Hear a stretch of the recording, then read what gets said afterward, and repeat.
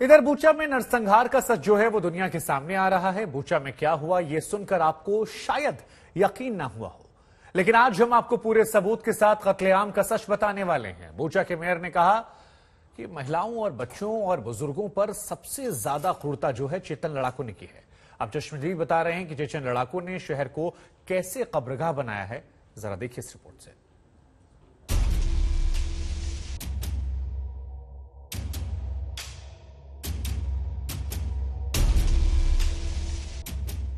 Bucha में कैसे हुआ नरसंहार और बूचा में कैसे सड़कों और बाजारों में बिछी लाशें। कौन है वो जालिम जिन्होंने बूचा को जानवरों के बूचड़खाने से भी बदतर बना दिया। इन सवालों के जवाब बूचा नरसंहार की तहकीकात से सामने आएगी। तहकीकात करने वाले बूचा पहुंच चुके हैं और उनसे पूछताछ में इस बुजुर्ग ने जो आंखों देखी बताई वो किसी के भी होश उड़ा देगी। Застрелили зятя застрелили। बुजुर्ग का कहना है कि इन घरों के पीछे यूक्रेनी सैनिक थे और सामने से चेचन लड़ाके आ रहे थे। उनके साथ रूसी सैनिक भी थे। चेचन लड़ाके गोलियां दागते हुए आगे बढ़े। यहीं उन्होंने एक महिला को ढाल बनाया। यूक्रेनियों से कहा कि वो हथियार डाल दें, नहीं तो वो महिला का भेजा उड़ा देंगे। यूक्रेनियों ने गोलीबारी बंद नहीं की और फिर चेचन लड़ाके ने महिला की कनपटी पर लगी बंदूक की ट्रिगर दबा दी, जिसके बाद महिला का भेजा उड़ गया। बूचा में ऐसे कत्लेआम को लेकर पुतिन को युद्ध अपराधी करार दिया जा रहा है। आपको याद होगा कि हफ्ते भर पहले ही पुतिन का एक बयान आया था। ज़ेलेंस्की के एक नोट के जवाब में पुतिन ने कहा था, कह देना उन्हें बर्बाद कर दूंगा। और फिर चेचन लड़ाकों की तस्वीरें सामने आई थी जो कीव के बाहर इलाके में गोले दाग रहे थे।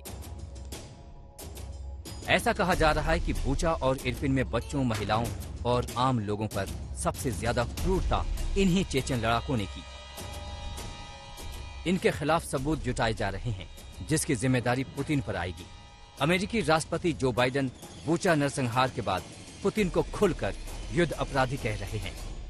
You may remember I got criticized for calling Putin a war criminal. Well, the truth of the matter is so what happened in Bucha. This warrants him, he is a war criminal. But we have to gather the information. We have to continue to provide Ukraine with the weapons they need to continue the fight. And we have to gather all the detail so this can be have a war crime trial. This guy is brutal. And what's happening in Bucha is outrageous. And everyone's seen it. Up to Allah. No, I think it is a war crime. What are you going to do about it, sir? Are you going to do more sanctions on Russia? I'm seeking more sanctions, yes. I'll have time to announce that. 31 मार्च को रूसी सैनिकों ने Bucha को खाली किया था।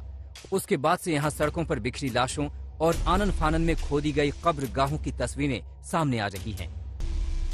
दूसरी तरफ रूस बूचा में नरसंहार के आरोपों को खारिज कर रहा है। उसके मुताबिक ये यूक्रेन का फर्जीवाड़ा है, जिसे वो पहले भी बेनकाब कर चुका है। तो अब सवाल उठता है कि क्या ये तस्वीरें झूठ बोल रही हैं? क्या बूचा में नरसंहार नहीं हुआ, या रूस ये कहना चाह रहा है कि यूक्रेन ने ही अपने नागरिकों की हत्या कर दी?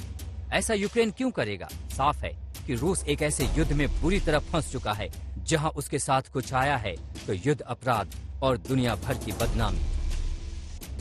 कीव में गौरव सावंत के साथ आज तक ब्यूरो।